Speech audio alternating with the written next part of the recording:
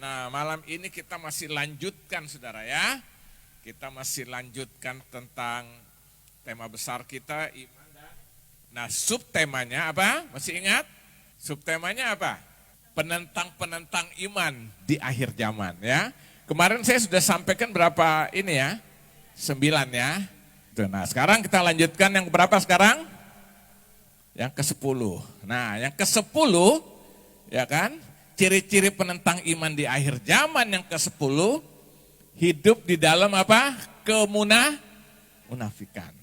Ini ciri-ciri khas saudara lihat di akhir zaman ini banyak sekali orang munafik, kelihatan rohani tapi sebenarnya tidak rohani. Itu namanya apa? Munafik. Apa itu munafik? Nah, itu plesetannya, munafik, muka nabi, pikiran kotor, ya kan? Nah, munafik itu apa? Munafik itu bahasa gampangnya itu antara yang di luar dengan yang di dalam itu berbeda, ya kan? Antara yang diajarkan, yang dia ajarkan dengan yang dilakukan ya itu namanya munafik, gampang-gampangnya gitu loh. Ya kan? Jadi di luarnya kelihatannya baik, padahal di dalamnya enggak. Ketemu hai, cipika-cipiki kan? Padahal di dalamnya enggak suka, begitu orang habis cipika-cipiki itu pergi, gue paling gak suka sama orang itu namanya munafik. Ya kan? Nah, ada nggak di gereja? Ngaku lagi. Ya kan? Jadi bahasa sederhana munafik itu luar dalam berbeda. Ya, dan itu pasti akan keluar satu saat sebenarnya. Maka Yesus bilang tidak mungkin dari satu pohon itu menghasilkan dua hasil buah yang berbeda. Tidak mungkin dari satu sumber mata air menghasilkan air tawar dan air asin. Pasti nanti akan keluar yang sesungguhnya. Percaya saya. Termasuk dalam pelayanan gereja, saudara, nanti sesungguhnya kita siapa tuh akan keluar. Makanya kita apa adanya, amin? Gak usah, ya kan? Nah, saudara lihat. Nah, saya beri contoh saudara. Di dalam, ya, nah, saya beri contoh kenapa kok Tuhan Yesus itu sangat menentang, sangat kontra terhadap orang-orang Farisi atau ahli Taurat. Kenapa? Ya dalam tanda petik, Yesus sangat benci dalam tanda petik ya, terhadap orang-orang ahli Taurat, orang-orang Farisi. Kan seharusnya Yesus bersyukur mereka ini para ahli-ahli Taurat, para ahli-ahli teologi ya. Pada konteks zaman itu mereka orang terpelajar secara apa? Secara teologi mereka terpelajar khususnya tentang Taurat saat itu. Tapi Yesus begitu kontra dengan apa? Dengan kehidupan mereka. Kenapa? Nah iya. Nah saya ajak saudara buka dulu dalam Injil Matius. Matius pasal 23. Saya baca ayat 1 sampai ayat 17. 1 sampai 7 secara cepat aja. Nanti ayat 13 atau nanti kita lihat dah sampai di mana nanti kita, karena ini terlalu panjang, saya baca ayat 1 sampai 7 dulu ya, Matius 23. Maka berkatalah Yesus kepada orang banyak dan kepada murid-muridnya, katanya, ahli-ahli Taurat dan orang-orang Farisi telah menduduki apa? Kursi Musa. Jadi mereka sedang menduduki kursi Musa, artinya mereka sedang sampaikan apa kepada apa yang Musa sudah ajarkan itu, mereka sudah sampai di tingkat itu. Sebab itu turuti apa? Dan lakukanlah segala sesuatu yang mereka ajarkan kepadamu. Lihat. Tetapi janganlah kamu turuti perbuatan-perbuatan mereka. Karena mereka mengajarkannya tapi tidak. Lihat, stop dulu. Yesus bilang apa yang mereka ajarkan kamu terima, kamu lakukan. Tapi jangan ikuti cara hidup mereka. Kenapa? Yang mereka ajarkan itu tidak mereka lakukan. Nah ini kemunafikan. Terus ayat keempat, mereka mengikat beban-beban berat, lalu meletakkannya di atas bahu orang, tetapi mereka sendiri apa? Tidak mau menyentuhnya. Jadi mereka taruh beban di pundak orang, nih lu mikul ini, itu satu gambaran gitu loh. Tapi beban itu sendiri dia nggak mau pikul. Kan kacau hidup kayak gini, ini namanya apa? Kemunafikan saudara ya kan? Semua pekerjaan yang mereka lakukan hanya dimaksud supaya dilihat orang, lihat. Makanya mereka juga kalau berdoa tuh orang Farisi tuh senang di perapatan jalan Supaya orang lihat lalu doanya panjang-panjang dan nyaring. Supaya orang lebih, hati-hati saudara, kita jangan kalau depan orang doa sengaja ya kan. Yang normal-normal aja gitu loh.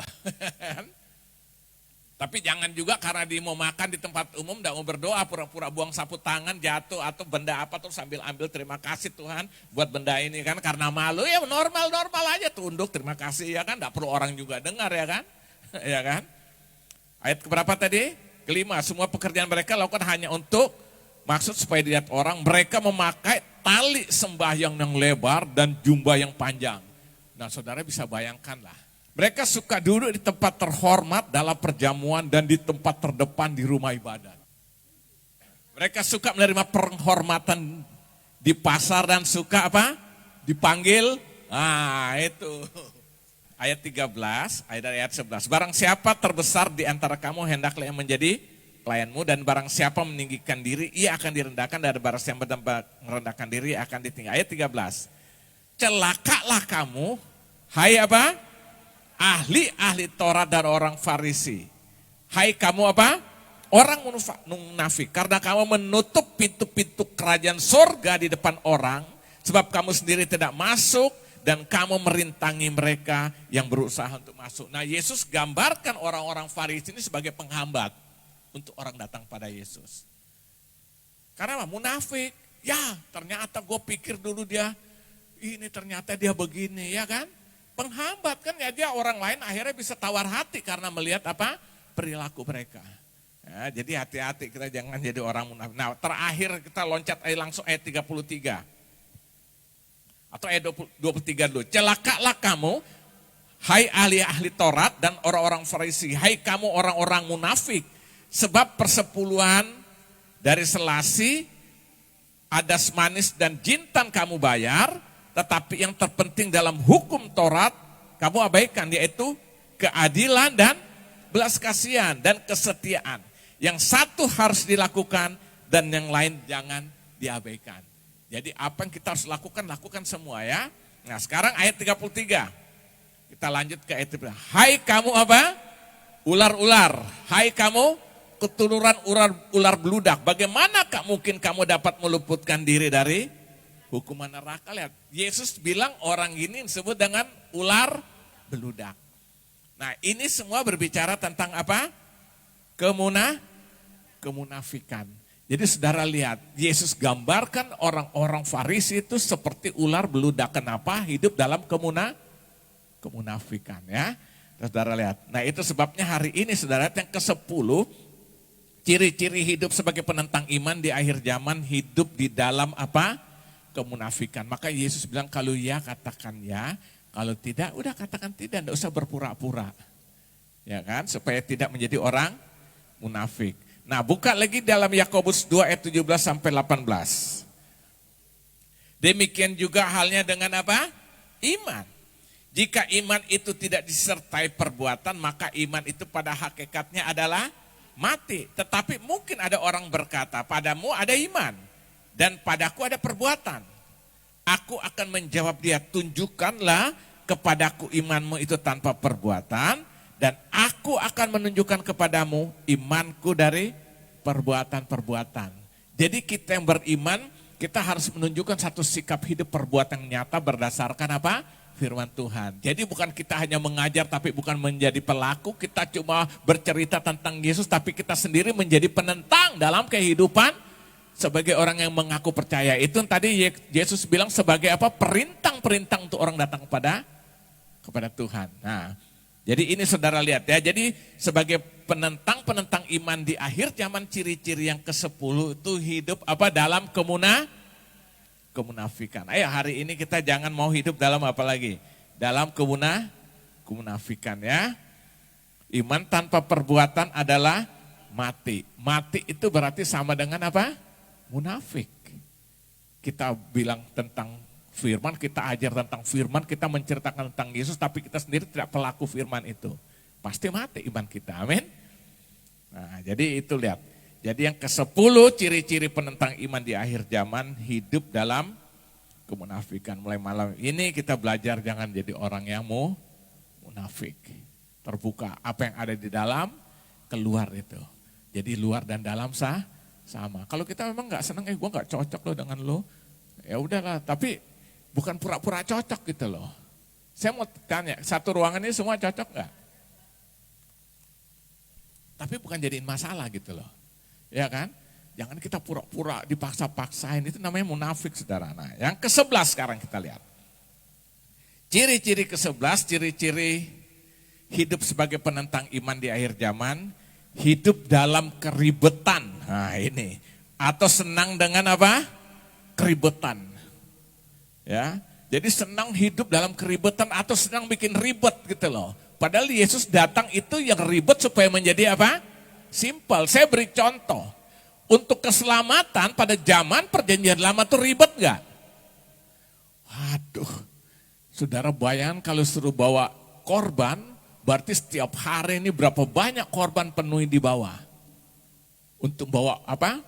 Korban penebusan dosa dan sebagainya ya kan?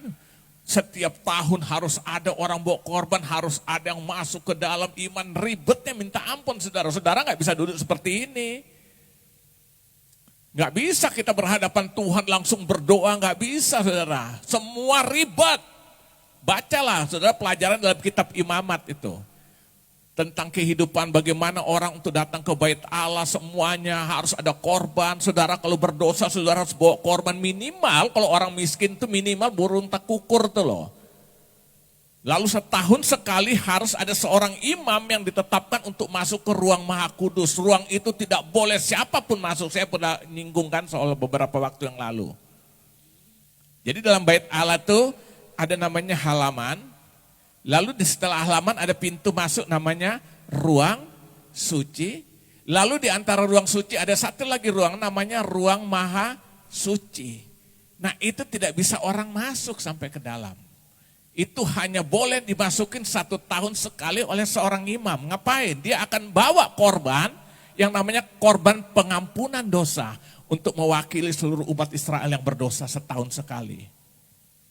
Ribet nggak? Ribet. Setelah itu dia harus melengkapi dirinya dengan pakaian-pakaian yang disiapkan, pakaian efodnya semua.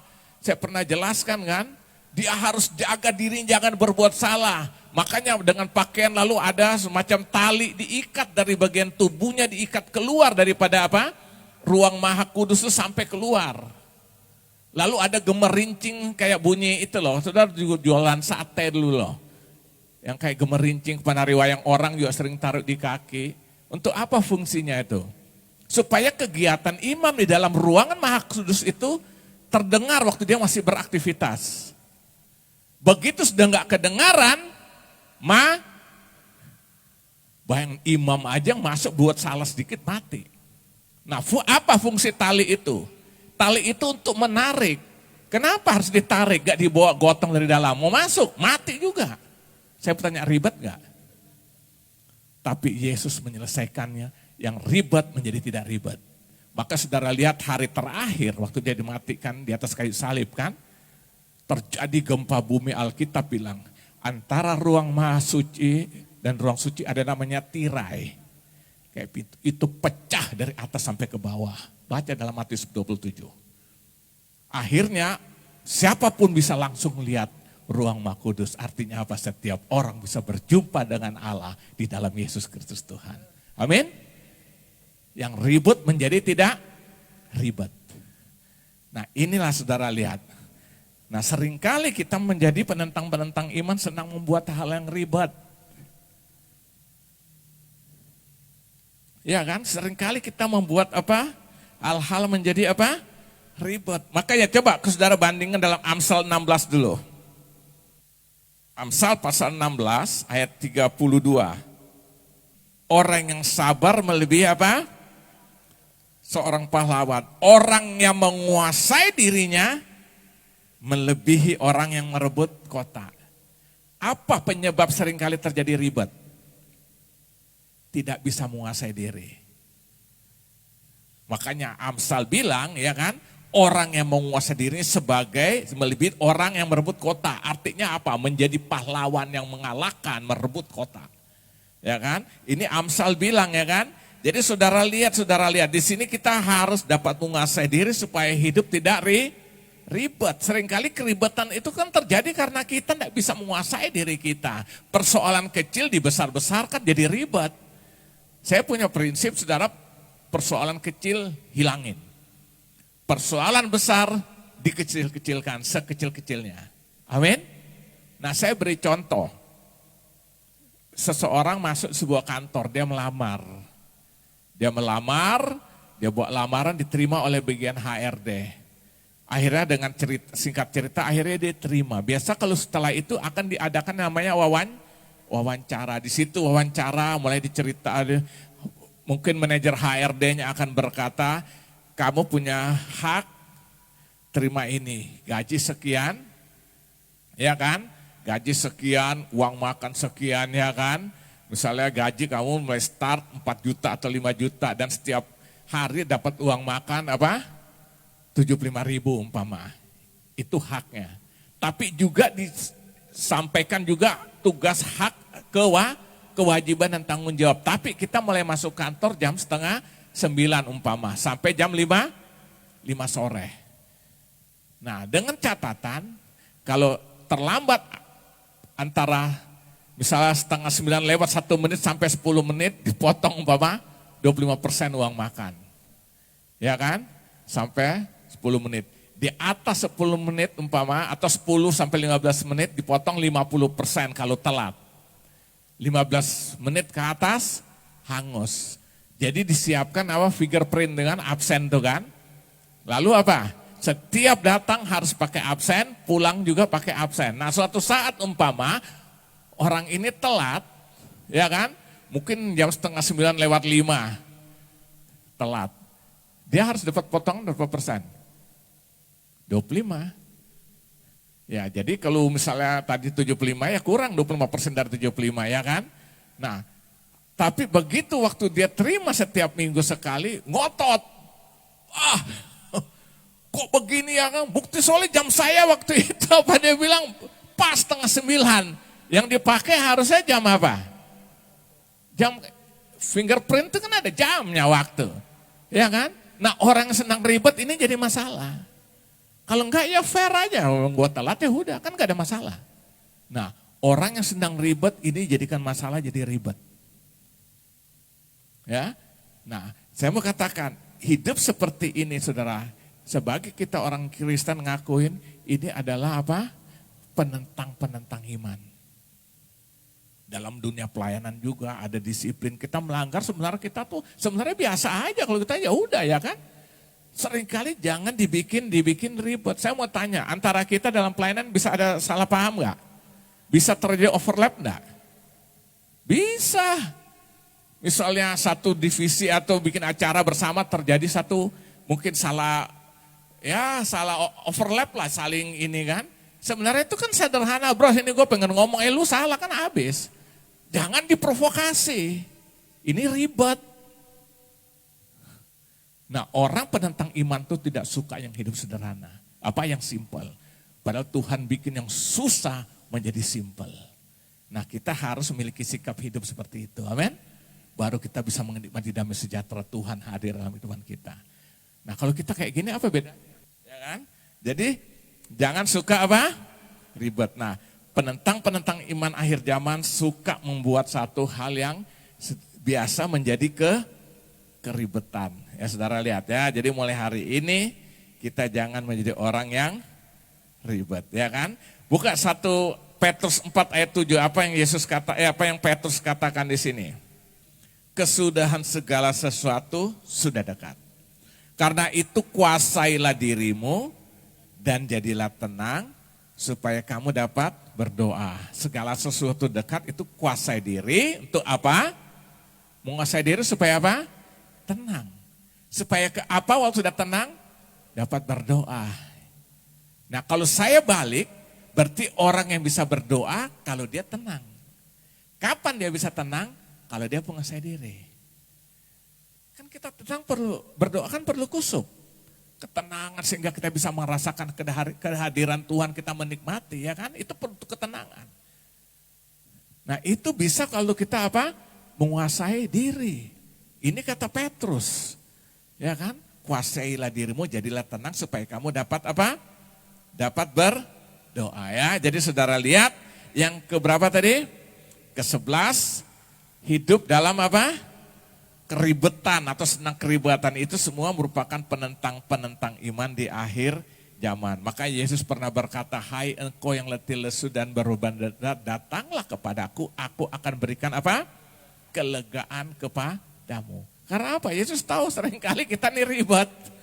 Ribet itu capek saudara. Orang yang senang hidupnya dalam keribetan saudara itu dia letih lesu. Maka Yesus undang orang seperti ini supaya diberi apa? Lebih kelegaan. Rumah tangga yang ribet pasti letih lesu, ya kan? Ribet saudara. Jadi hidup jangan diribet-ribetin lah. Konsekuensi hidup aja itu sudah sesuatu pergumulan ya kan? Kita harus hidup bagaimana segala macam, jangan lagi ditambah yang ribet-ribet, ya kan? Nah saya mau tanya gini, kenapa bangsa Israel harus terputar-putar di padang gurun itu selama 40 tahun?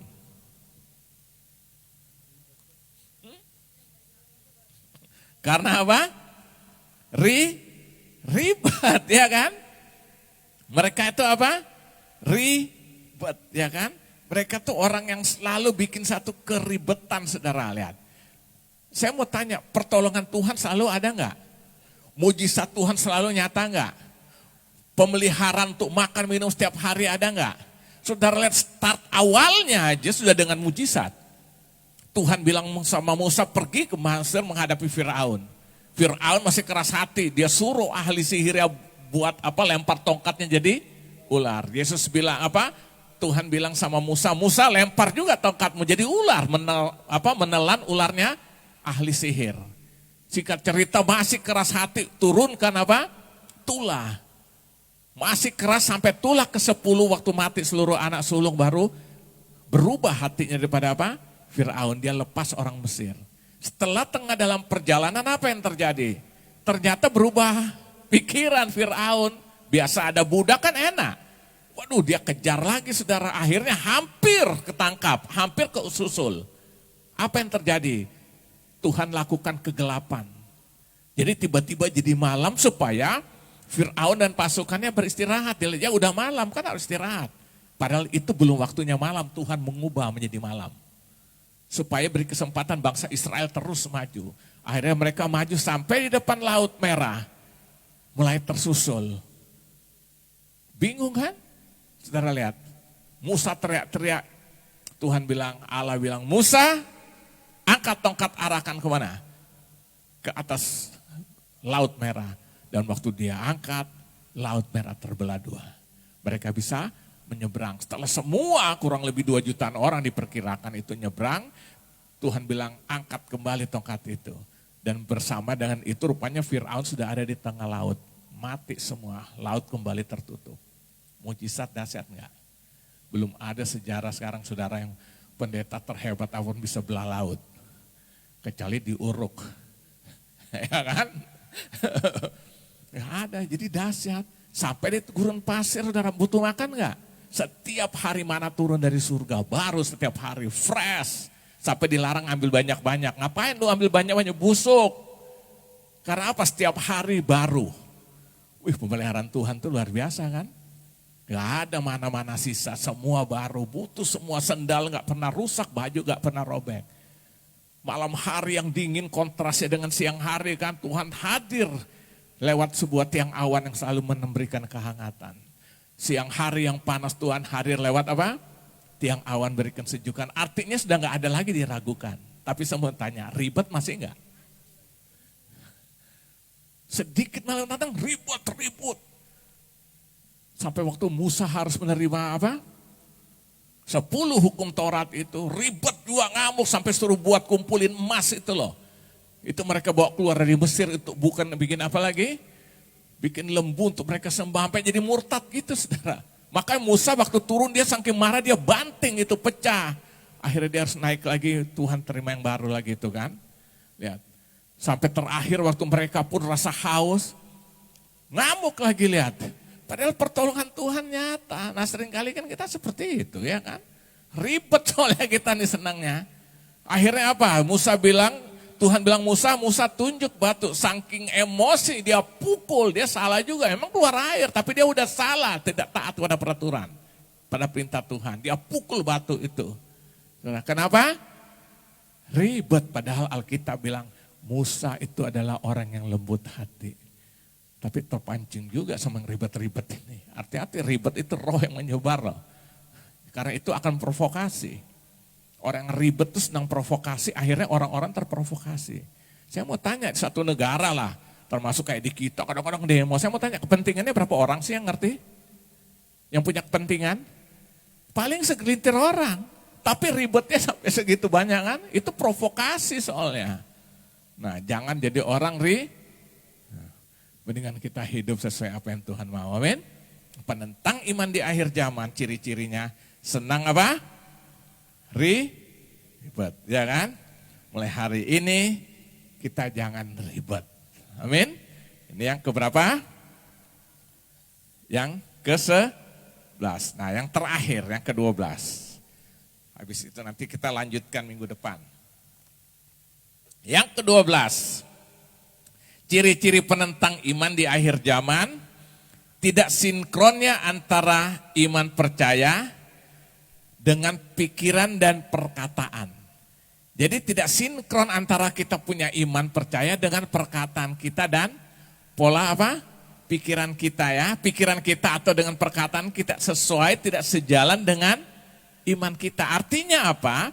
Kita mengaku percaya Yesus, tetapi pikiran dan perkataan kita selalu bertentangan dengan firman. Percaya Yesus, percaya, beriman, oh saya percaya, saya beriman. Tapi pikiran kita dan perkataan kita bertentangan dengan firman. Buka Filipi pasal 4, ayat yang ke-8. Jadi akhirnya saudara-saudara, perhatikan. Semua yang benar, semua yang mulia, semua yang adil, semua yang suci, semua yang manis, semua yang sedap didengar, semua yang disebut kebajikan dan patut dipuji, apa? Pikirkanlah semua itu. Paulus bilang kepada jemaat di Filipi, ayo kamu harus berpikir hal-hal yang apa? Yang baik, ya kan? Semua yang apa? Semua yang benar, semua yang mulia, semua yang adil, yang suci, yang manis, ya semua yang apa? Sedap didengar, semua yang disebut kebajikan dan patut dipuji, pikirkanlah semuanya. Atau dengan satu kata, harus memiliki pikiran yang positif berdasarkan firman. Makanya dalam pasal 2-nya Yesus bilang, taruhlah pikiranmu dan juga perasaanmu seperti terdapat dalam Kristus. Filipi 2 ayat yang ke-5. Nah, saudara lihat, jadi pertama di sini tidak sinkronnya antara iman percaya dengan pikiran kita, ya kan? Perkataan-perkataan negatif, semua yang keluar negatif. Perkataan-perkataan baru kita belum percaya, nanti sampai di gereja angkat tangan, wih kayaknya rohani banget. Padahal apa? Mulut kita nih loh, perkataan kita tidak sinkron dengan apa? Iman percaya kita. Nah yang ditambah dengan yang kedua apa? Tadi pikiran dan perkataan. Nah buka lagi Amsal 18 ayat 21. Hidup dan mati, ya, hidup dan mati dikuasai lidah. Lidah itu berbicara perkataan. Siapa suka menggemakannya akan memakan buahnya. Berarti saya tanya, kalau kita menggemakannya negatif, buahnya apa yang kita terima? Negatif. Tapi waktu kita menggemakan hal-hal yang positif, itu akan kembali dampaknya bagi kita hal-hal yang positif. Nah, jadi saudara lihat di sini ya. Nah makanya di sini dibilang, mati dan hidup dikuasai lidah. Siapa suka menggemakan akan memakan buahnya. Ya kan? Nah jadi saudara mulai hari ini ya saudara. Kita lihat salah satu ciri-ciri penentang iman akhir zaman. Tidak sinkronnya antara iman percaya dengan pikiran dan perkataan kita tidak sejalan. Kita percaya Yesus tapi pikiran kita tidak sesuai firman. Perkataan kita selalu bertentangan dengan firman. Akhirnya dampaknya kita nggak rasakan apa-apa. Ayo saudara, makanya ucapan dengan kata-kata syukur. Amin. Kita harus berubah lah. Harus berubah supaya perkataan kita baik. Sampai akhirnya mungkin masih ada emosi, kadang-kadang kan masih terpancing, namanya baru ya kan. Minimal begitu kita diserempet, misalnya naik motor atau naik mobil kita kejar, mau maki kan. Lihat, haleluya. Padahal ya kan? Itu berubah saudara, itu ada dampaknya. Saya pernah teringat beberapa tahun yang lalu, tahun 93 apa tuh. Di Sunternya saya bawa mobil tuh ditabrak sama motor kan. Dia hajar bannya sampai spakbor tuh, saya pakai tuh masih mobil Daihatsu seret tuh loh, yang sedan Daihatsu itu. Sampai setirnya itu, saya dalam posisi gini jalannya mencong, jadi saya harus, berarti berubah banget itu dia punya apa? Dia punya apa namanya tuh balancingnya tuh ya, spuringnya berubah banget, pewot lagi kan. Saya mau gaplok saudara, saya tahu ini kayak orang-orang mungkin kayak office boy gitu yang dia disuruh gitu kan. Baru kayak gitu dia mau takut-takut lagi keluarin kartu nama apa? CPM. Saya lihat padahal teman saya waktu itu ada yang udah let call di pas pampres kan. Akhirnya saya mau marah saudara, tapi tiba-tiba tuh apa sih Roh Kudus tuh beri ketenangan, saya peluk dia saudara pinggir jalan. Begitu peluk rasa sukacita yang luar biasa. Mengalir air, saya bilang nih saya kasih uang nih kamu servis motor, padahal mobil saya juga rusak. Ya, kalau kita caci maki terus akhirnya kita kehilangan ya kan, paling enggak damai sejahtera kita hilang. Ya kan, nah makanya saudara harus sinkronnya antara iman percaya dengan pikiran dan perkataan. Jadi hati-hati dengan perkataan ya. Kalau anak nakal lah daripada kita maki-maki juga nggak langsung berubah, mendingan tumpang tangan berdoa minimal Tuhan akan bekerja, amin. Lo banyak kan kesaksian seperti itu kan. Seorang hamba Tuhan saya nggak usah sebut namanya, cukup terkenal lah. Anaknya jadi pendeta semua cukup. Seorang anaknya waktu itu agak dianggap agak sedikit kurang hatu-on lah. Jadi seringkali agak sedikit ketawain mamanya, mungkin di antara saudara-saudaranya kan. Jadi bapaknya yang gembala ini kadang-kadang sampai marah, stop jangan kata-katakan itu kan. Akhirnya setiap hari hanya tumpang tangan dan berkat yang dilakukan sama anak ini. Saudara tahu akhirnya anak ini bisa diterima di ITB, dapat beasiswa lagi. Gak ada mustahil, orang dia pencipta, kenapa kita harus bingung? Yang perlu kita imani dengan perkataan dan pikiran kita yang diubahkan, amin. Jadi saudara lihat di sini, ciri-ciri khas penentang iman, tidak sinkronnya antara apa? Iman percaya dengan pikiran dan perkataan, ya kan. Makanya Yakobus bilang kan, berarti saudara baca di rumah dalam Yakobus pasal 3, baca ayat 2-10 itu loh. Tentang dosa karena lidah. Lidah itu digambarkan seperti api yang membakar hangus hutan, ya kan. Digambarkan seperti kemudi kapal. Kemudi kapal itu kecil loh. Saudara bayangkan kapal pesiar yang sampai bisa berapa dek, bisa sampai 11 dek, oh tinggi banget tuh kan. Dikendalikan dengan kemudi yang kecil. Nah dibayangkan tuh lidah bisa mengendalikan seperti itu saudara.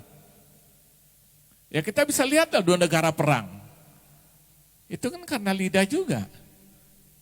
Lihatlah 2 negara antara 2 pemimpin yang sekarang kita lihat lagi sedang itu ya kan. Coba kalau lidahnya tuh kita ke hal-hal yang positif, yang baik ya kan, ada penguasaan diri, perang terjadi enggak?